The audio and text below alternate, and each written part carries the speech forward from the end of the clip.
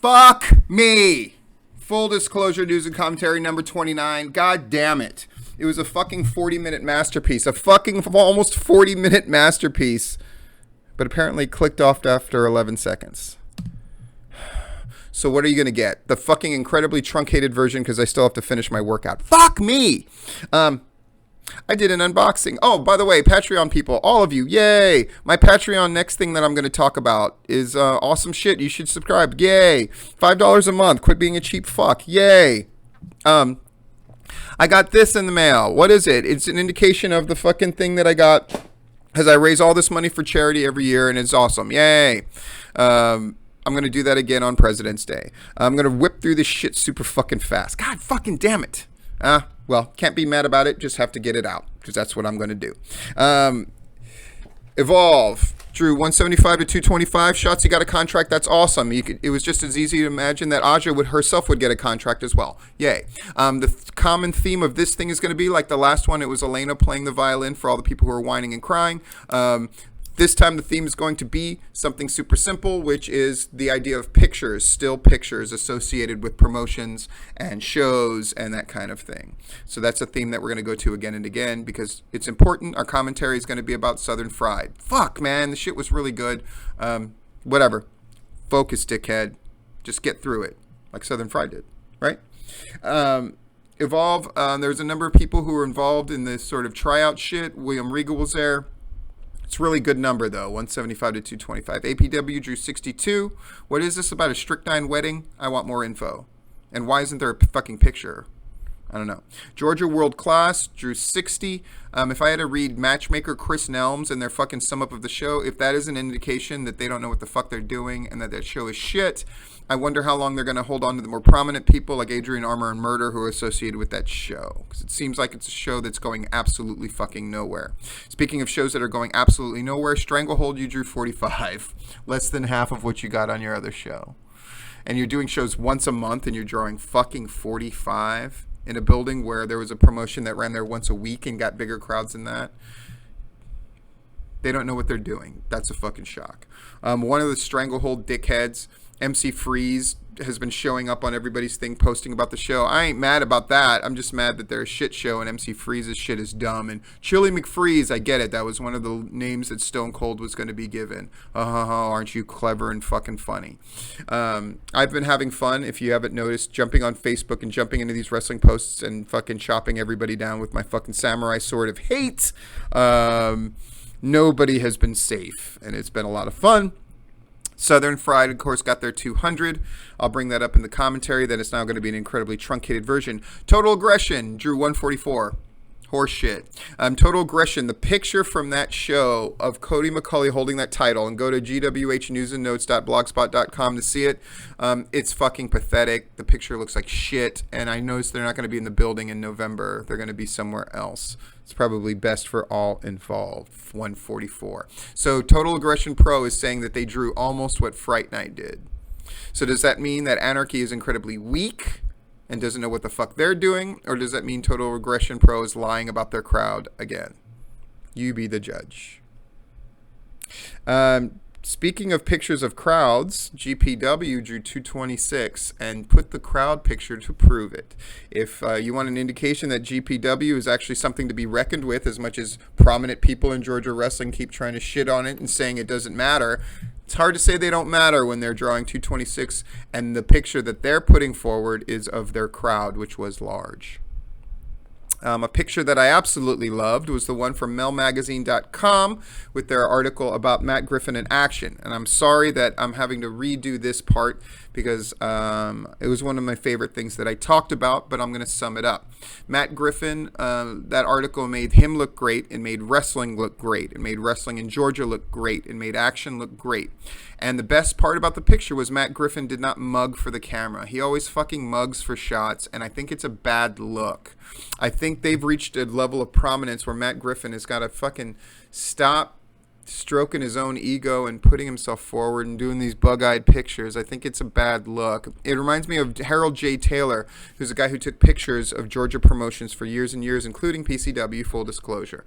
And Harold J. Taylor was a great guy in headlocks and headshots, and so many people got their prominent pictures and the great pictures and the pictures used and the posters used through Harold J. Taylor. But when he himself took a picture with a prominent wrestling person, he would always stick his tongue out.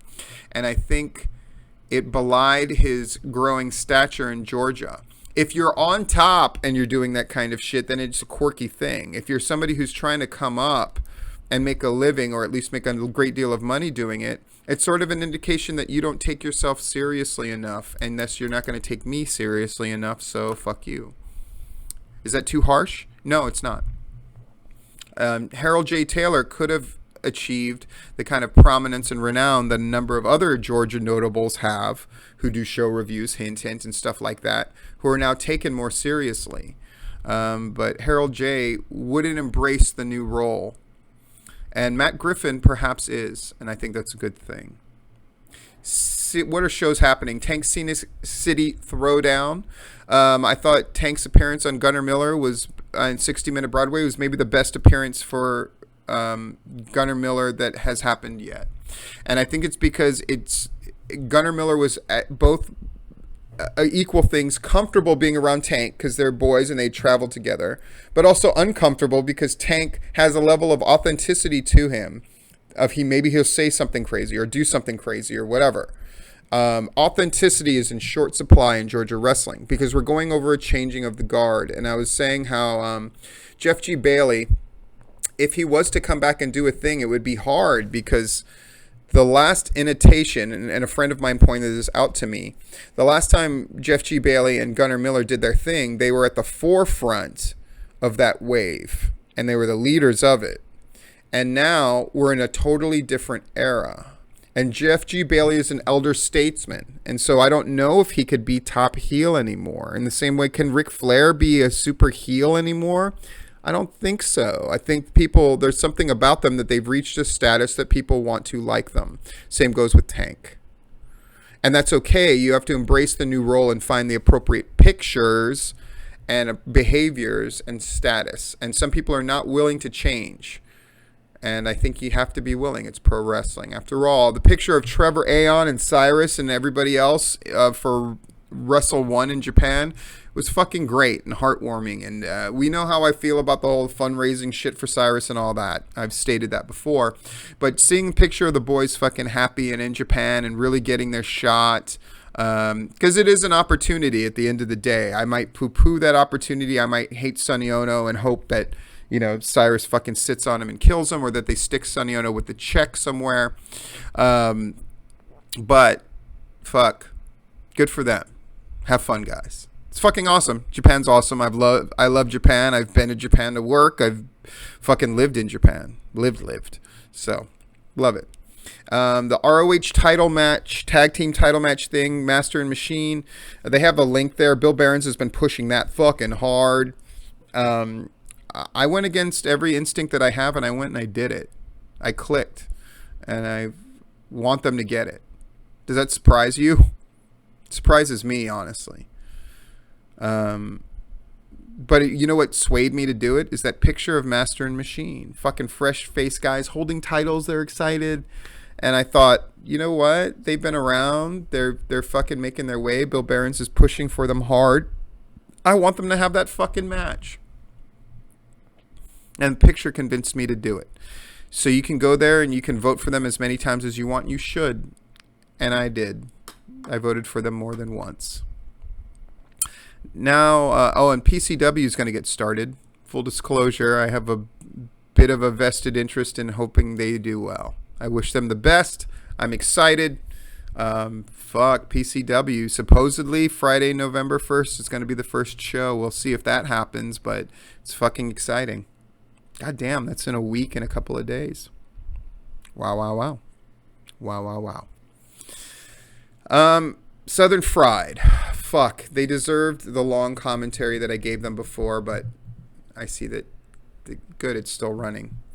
But they're going to have to settle for this. I'm going to sum up all the thoughts that I elaborated with at length because I want to get this out this morning, and I have a workout to finish, and I'm sticking to that shit, as you can see. Fuck. My new goal, by the way, to go all Gunnar Miller on you is, yeah, I've got some muscle, and I've lost a lot of weight and a lot of fat.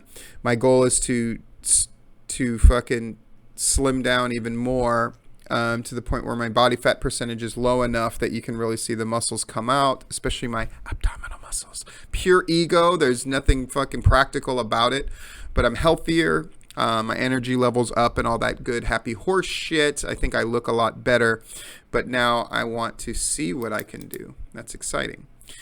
Let's talk about Southern Fried. They passed the test. I'm just going to read off my bullet point notes. They passed the test. They marshaled their resources successfully. The real stars of that show were the boys. I think Manders did like a middling job sort of going into this thing, and I sort of chronicled what a pussy he was, and basically it was his fault they were in the situation they were in the first place, independent of Jacob Ashworth. And so it was really up to Todd to book the right show, and Todd booked the right show.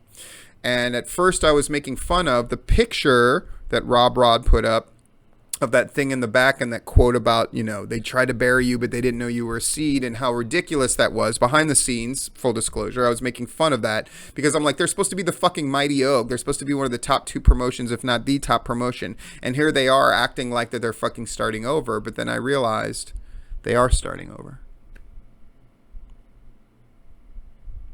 And Todd booked the right show for We're Starting Over. And that's great. They showed they were willing to sacrifice and risk.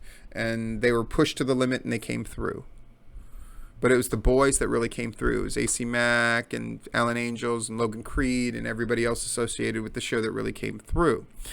2 pictures, of course, stood out from that event.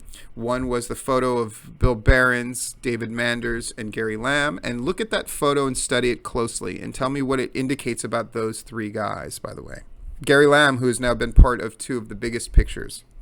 Right, him and Murder mending fences at Southern Honor, and now Behrens, Manders, and Lamb. And Lamb was there to see a funeral, and he didn't get to see one. They're not dead yet. The fucking Undertaker, boom, sat up, and it's great. I think it is an indication that Southern Fried is starting over.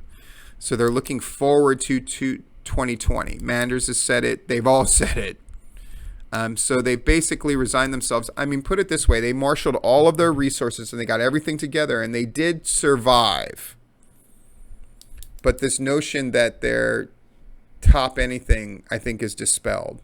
They're having to do rebirth. But with that rebirth comes opportunity. By the way, Jacob Ashworth is going to be on Tipping Point next Tuesday. And usually I get a list of things that I'm not supposed to ask or talk about. But I haven't gotten any of that as far as Jacob Ashworth goes, so I can ask whatever the fuck I want as far as I'm concerned. So next Tuesday, you're going to want to tune in for that. The other picture that they let get out, and Alan Angel's father took it, because he took a picture of his son with the title, which makes sense. And I love the part where they have the shot clock thing there, indicating that he won 3 falls to 2. It was that perfect picture. But if you look at the back of the picture, what do you see? Empty seats and fans standing but disinterested in what the picture subject is. How many of you are letting pictures get out of fans that are not interested, or empty seats, who are not looking at the total picture and making sure everything is telling the narrative that you want to tell? It's time to control your pictures, folks. And it's time to take that seriously. And it's time to embrace your increasing role with changes in behavior and appearance. And that's a very long, full disclosure news and commentary summed up in less than 15 minutes. Sorry about that. Live and learn. But at the end of the day, you got all the news that's fit to print and an indication of the commentary. You can fill in and just put in any number of dick jokes if you want, and me cussing a lot. That's a lot of what you probably missed.